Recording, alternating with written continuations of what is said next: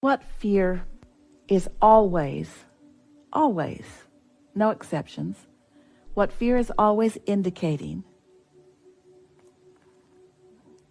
is that you're focused. You say, I don't know where it's coming from, but it's always in the moment about the subject that's on your mind.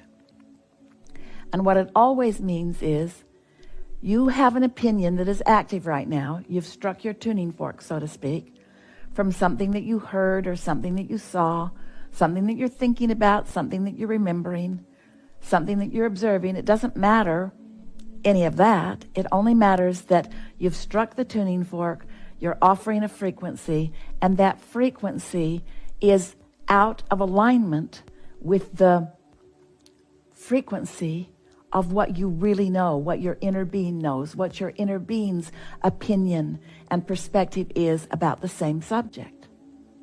So now we know that you've heard that from us on many occasions, and we know that you understand it.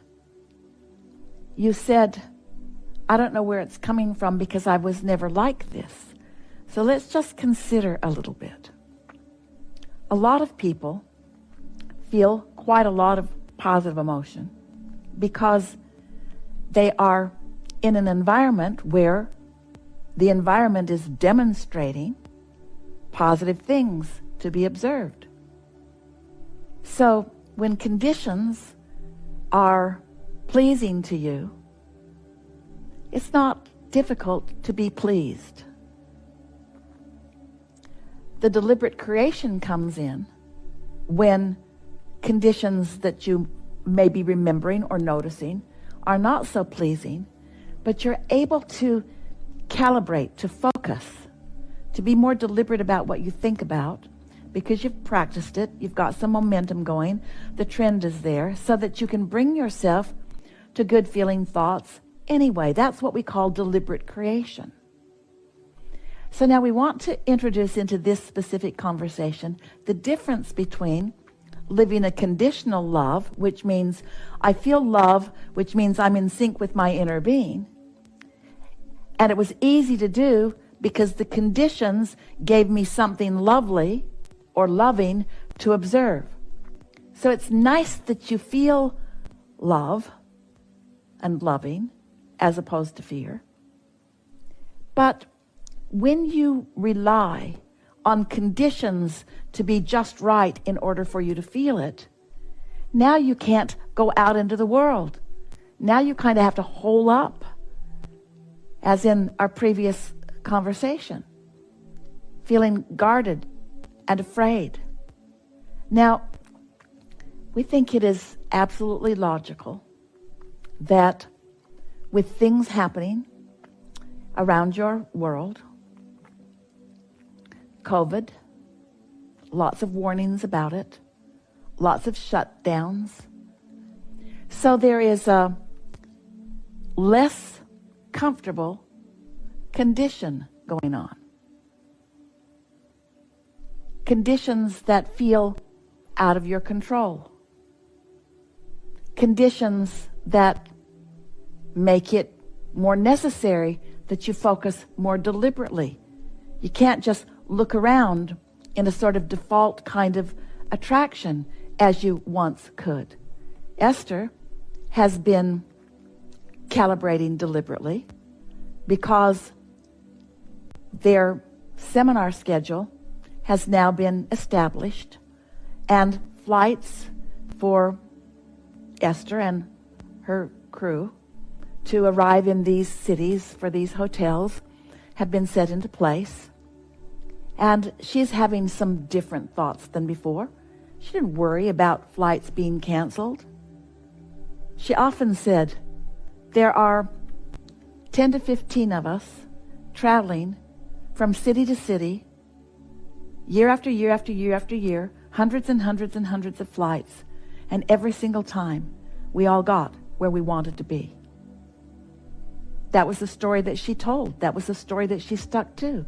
That was the way that it was. But like you, today, that story is a little harder for her to tell because the circumstances or the conditions have changed. What does that mean?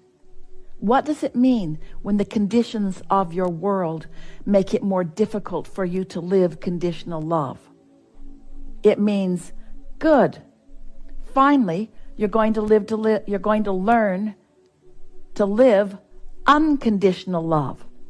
You're going to find the vibration that sets your tuning fork or your point of attraction in a place that brings to you what you prefer.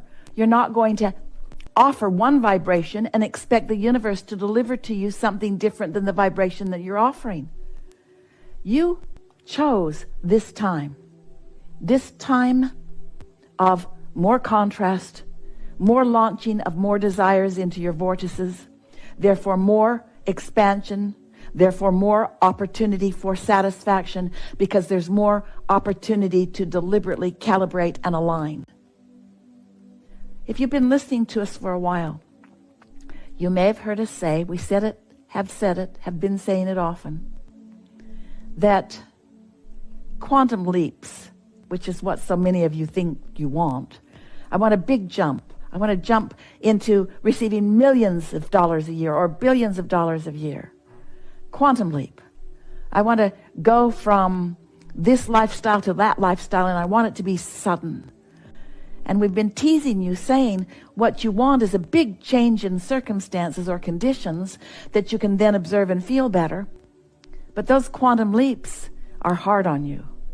They're very rare, and they rarely last, because practicing a vibrational frequency into a gradual understanding and maintenance of it is really what you came into this environment wanting to discover and to accomplish and to enjoy or feel satisfaction about.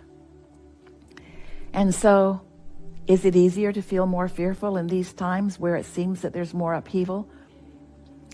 Even though there's not more upheaval, you certainly do have more access to the information about the upheaval. Even though there's not more upheaval, you certainly do have more information that makes you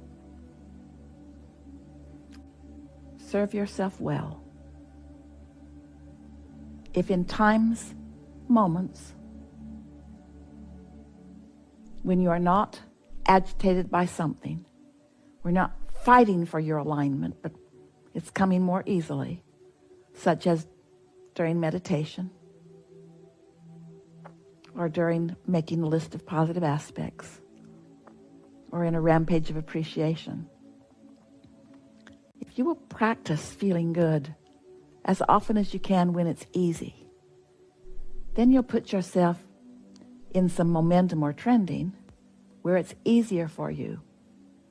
Esther still has knee-jerk responses to things every single day, but they don't last long because she doesn't want them to. Because like you, she understands her point of attraction. She gets it, that she is a walking around tuning fork that the law of attraction is responding to, and it's not ever going to be different from that. So it's not that you don't trust the world. It's that you don't trust yourself in the world. And you know what's at the basis of that? We're talking to all of you. You've been practicing unworthiness and then doubling down to explain it.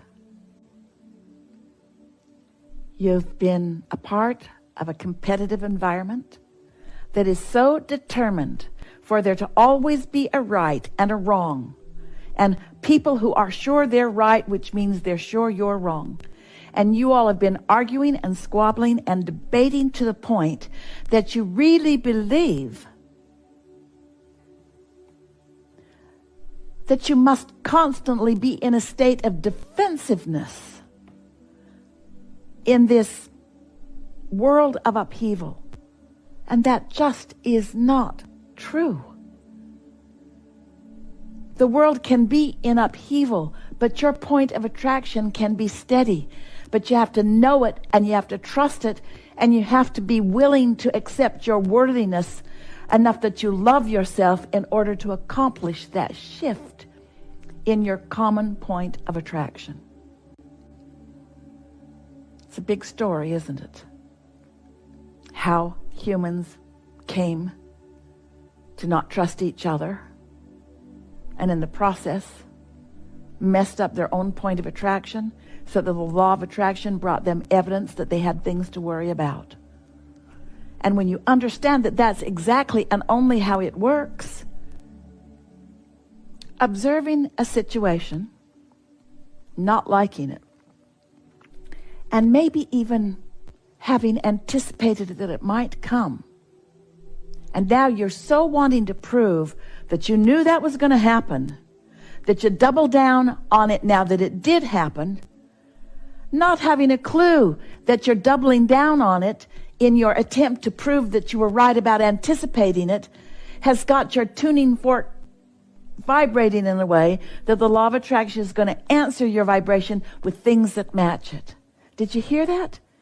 In your unworthiness and therefore defensiveness in wanting to prove your rightness over wrongness, you hold yourself in a vibrational frequency of a defensive stance that attracts the very thing that you're trying to defend against. Those were a lot of perfect, vibrationally accurate words. We know that in many cases you heard it. We're never going to stop telling you this story about how the universe works, because you came knowing how it worked and wanting to do your work within it. You were worthy when you jumped in. It's time to reclaim that sense of worthiness that your inner being has never stopped offering as a vibrational frequency. So what is fear? What is the reason for that negative emotion? Your inner being knows you're solid, and when you look around and defend against not being, you deviate from the vibrational frequency of your inner being, and that's what the feeling of fear is. That's all. Deviation from who you were before you were born, who you still are, non-physically speaking, inner being speaking, who you still are, separating from the you in your vortex. Once you know that, don't beat up on yourself. Don't harass yourself when you feel fear. Don't be mean to yourself about it. Don't talk smack about yourself. I should be doing better. I should know better. Instead, lovingly acknowledge, my guidance system is working perfectly.